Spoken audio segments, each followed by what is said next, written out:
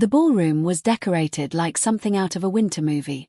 Chandeliers draped with crystals, soft jazz floating in the air, champagne bubbling in tall glasses. My wife insisted I attend her firm's holiday party, even though I rarely went to these events. I wanted to support her, so I dressed well, kept my head low, and quietly stayed by her side. She introduced me to a few of her colleagues with a laugh and a shrug, like I was an optional accessory. "This is my husband," she said. "He doesn't really understand what we do here." A harmless joke maybe, but I saw the way her business partner, Daniel, smirked when she said it. Daniel, tall, expensive suit.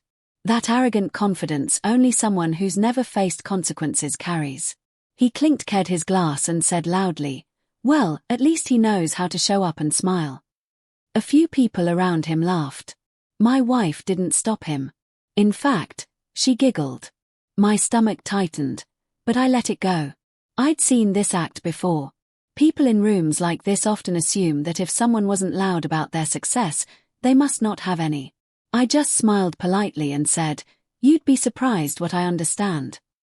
As the night went on, the jokes continued. Little comments about how I wouldn't get this conversation or how real business talk might bore him. My wife said nothing to defend me. She just sipped her champagne and entertained the attention. Daniel leaned toward her, whispering something, then said aloud, "Don't worry. I'll explain the business world to him. Maybe he'll learn something tonight." I could tell he wanted a reaction. Anger, embarrassment, something he could laugh about later. But I stayed calm. I just asked him, "Which client are you working on now?" He proudly named a major account, mine. He didn't know, of course. Nobody at that firm did. My investments were handled privately. I owned multiple companies, all managed under a holding group that quietly funded and in many cases controlled their firm's largest accounts, including his. I looked at my wife. She still didn't realize it. She thought I ran a small consultancy.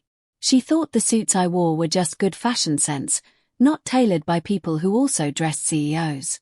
That night, I finally realized she didn't underestimate me because she didn't know.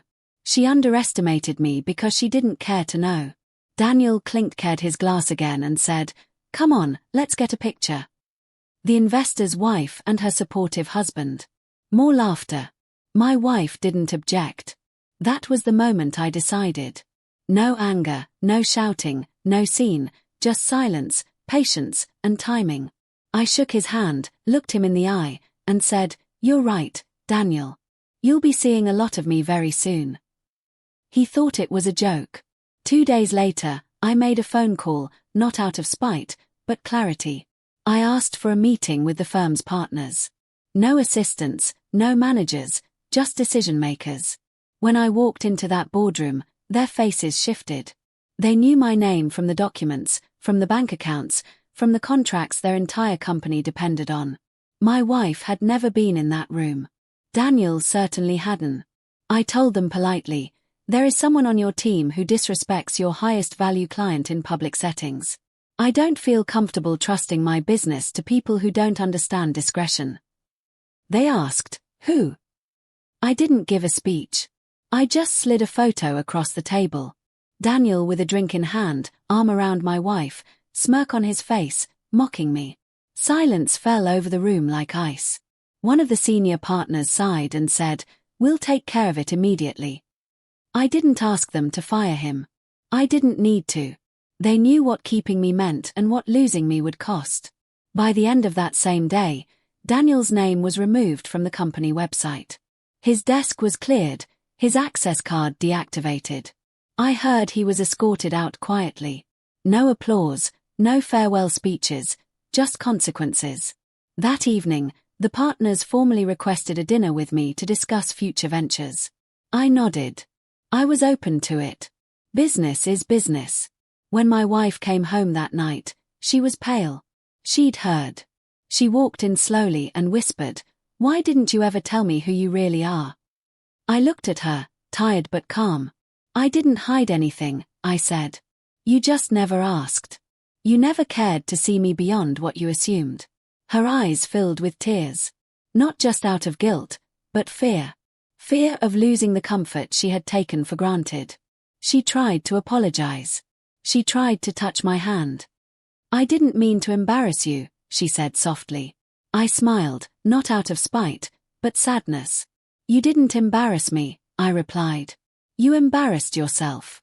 She sat down at the edge of the couch, shaking. "Are we okay?" she whispered. I didn't answer immediately. Some silences hold truths no words can. I didn't want revenge. I wanted respect. And that night, for the first time, she understood the difference. She finally saw that the clueless husband she joked about was the reason her firm still existed. And ironically, it wasn't her business partner who lost the most that week.